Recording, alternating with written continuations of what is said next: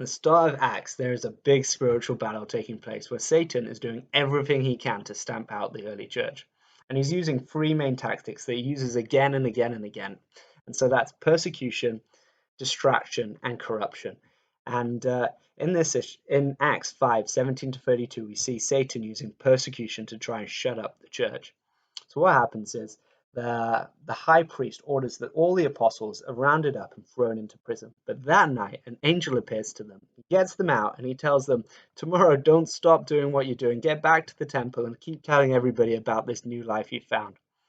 So the next day, you see the high priest and the Sadducees are kind of sad, you see, because the apostles are no longer in the prison. And so they find out they're back at the temple proclaiming about the new life. So they get them, round them up again, and bring them before them and say, why are you disobeying us? And Peter gives this great and bold speech back, from which I want to draw two principles.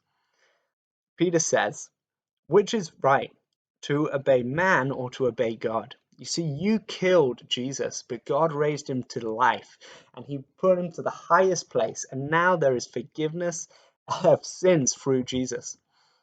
So the first principle I want to draw out, that as Christians we're called to be good citizens, but there's times when we need to obey God rather than man. John Stott, he put it like this, he was a famous theologian. He said, to be sure, Christians are called to be conscientious citizens and generally speaking to submit to human authority. But if the authority concerned misuses its God-given power to command what is forbidden or forbid what he commands, then the Christian duty is to disobey the human authority in order to obey God's. Second principle I want to draw out, as hard as Satan tries to stamp out the church through persecution, he doesn't succeed. And we see that the next day and the days after, the disciples are back at the temple proclaiming about this new life in Jesus. And we see that all throughout church history, that in almost every case, wherever there's persecution, the church continues to grow.